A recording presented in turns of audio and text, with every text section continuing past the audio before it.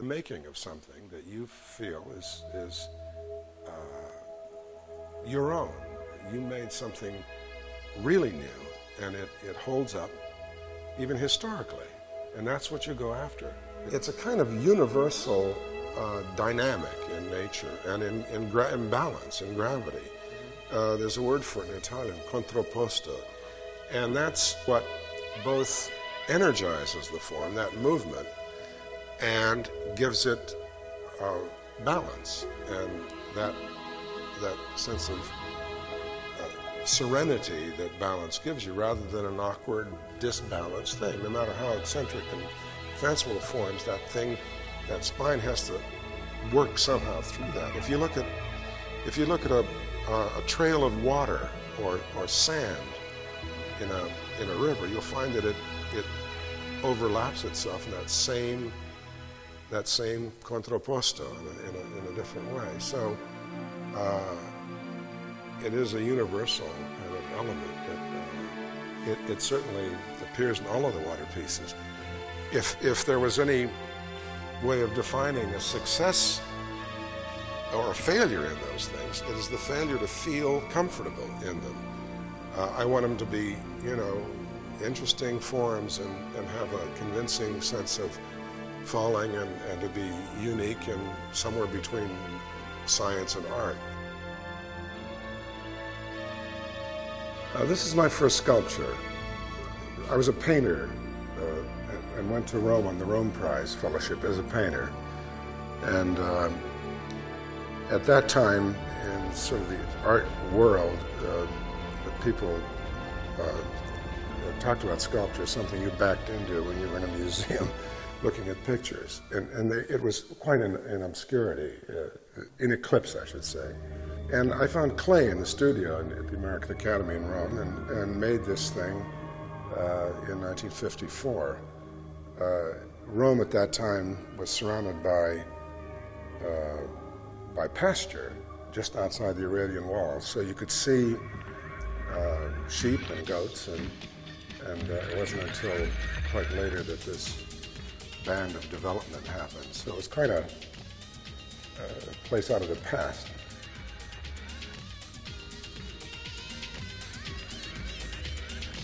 This is called Bound Goat Thursday. It identifies it as one of these 5 goats that were done in a week. It was kind of a feverish thing that used to be called sort of divine inspiration. Now it was called a bipolar frenzy or something of that sort. My work patterns have never followed a very linear thing. They go back and forth. I was always already into these water pieces when I had this week of this episode of these 4 or 5 pieces.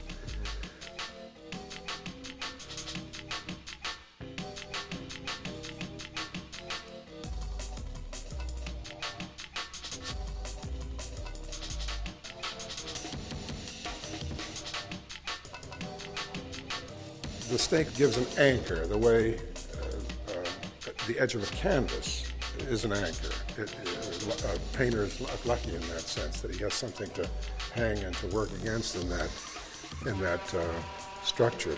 But this is a way of finding it and making all of the other sort of splayed limbs to sort of a counterpoint against that.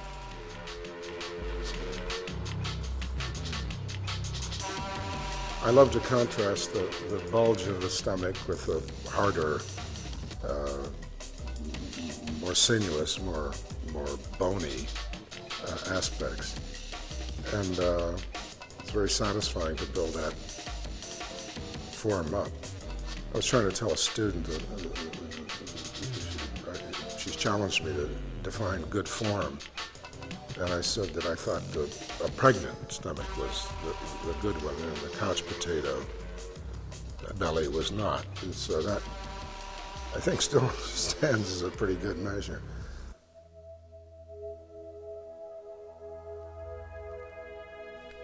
This group happened in the 60s. They're collectively called ram skull. Some are called big skull, some are called ram skull with broken horn.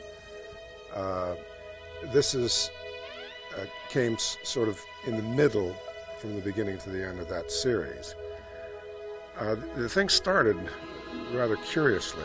Wax is something you make, you use in sculpture. It's the state before you cast into bronze. And I was working directly in wax, making small images to cast directly. In the process, in a moment, a lulled moment, I was squeezing this ball of wax. Anyhow, the wax spiraled out between my fingers and made a kind of little black mask, because wax is black. And it looked like a ram's head with these two horns. And so I made a couple hundred of these things, probably, or many dozens. They were covering the studio. And I tried to enlarge one into a bigger scale in clay. So it was a large mask of a ram's head. And it somehow did not feel right. It was static. It wasn't as great as the African masks. It was just an image. So I tried in plaster to enlarge it, to get it more impressive. It had two horns. I was changing the direction of the horns at one part, and one horn came off. I broke it off and looked at this thing lying, saw something different in it, something that had not symmetrical, but that had a horn and a skull and these contrasting forms, the more massive skull and this extravagantly beautiful possibility in the horn. At the same time, in thinking of what I had, the scenario of an animal that had lived somewhere in the past, that had died valiantly or even violently, but that this relic remained with some of the sense of triumph or peace or something of that creature's vital earlier life. When you look at, trying to define grace, you can see it, power and grace, in say, the Roman or Greek bas-reliefs. The muscularity of a lion, the arc of a horse's neck, that beautiful thing that lifts you, was something that was in my mind in these. You do it in a different way. This thing does not live, but it records its past in this drawn, tense horn, the fragmentation of the piece itself.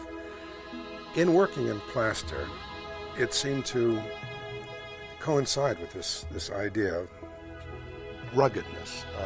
The stratification of plaster as you put it on comes in layers, like it's a miracle instrument. It has a liquid state, and as it hardens, you use it.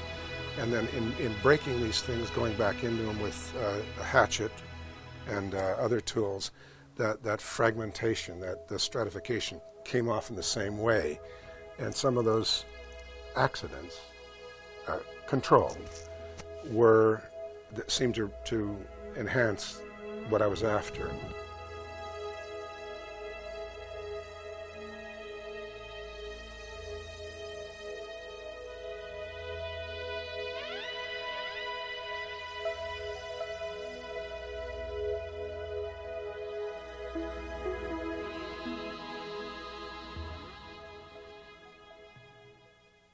The water pieces originally began by seeing a frozen river in Connecticut, and these mounds and ripples on the surface of the water seemed to echo in an odd way the bottom, and snags and boulders and things that would interrupt them. So I came back to the studio and tried to make a panel of two intersecting currents, and it didn't work. They weren't dramatic enough.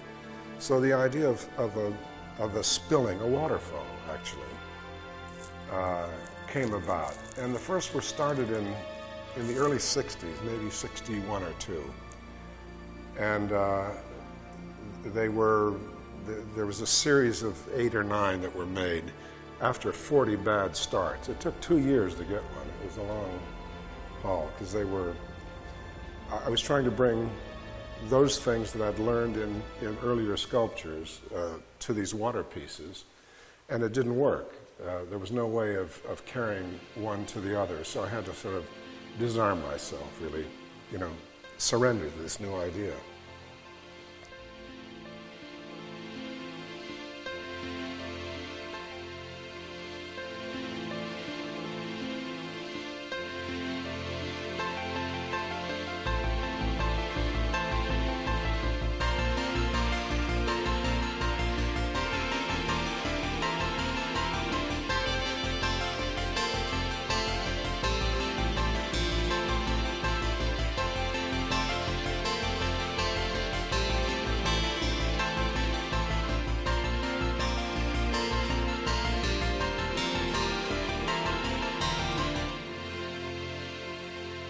The introduction of this blade shape was called a swan, and there are 4 or 5 versions of this.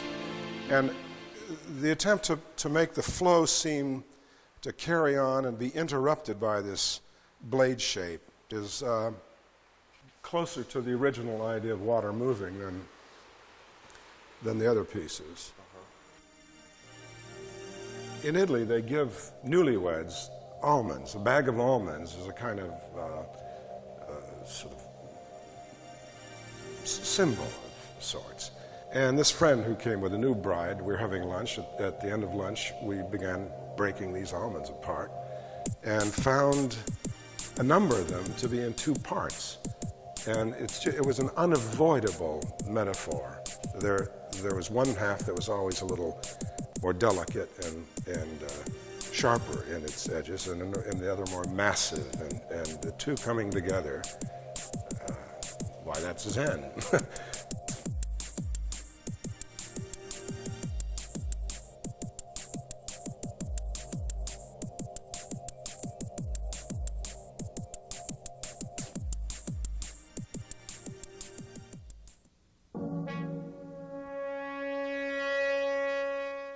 Clouds have been harnessed by painters in endless sunsets and moonrises and storms, and yet in sculpture it's evaded being harnessed, and so that in a sense was another enticement, the fact that there were no cliches to avoid. I could create my own if I didn't watch myself, but in a way, these 4, there were 5 pieces in this last show, and it represents 4 or 5 years of work and lots of dead ends, lots of discards. I wanted it to feel as it was growing rather than just being planted, something that might have appeared out of its source.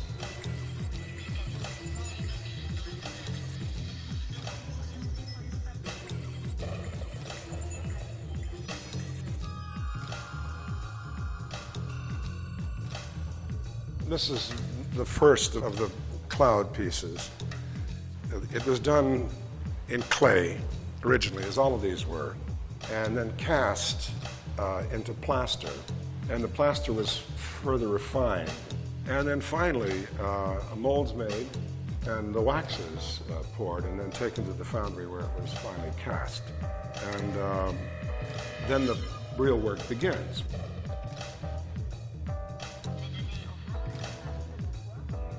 I saw these mountains and clouds with a great sense of play, and a volcano, although terrifying, has a kind of almost comic presence. And I wanted this thing to feel, again, light and different than the other pieces. It seems to puff out in those segments.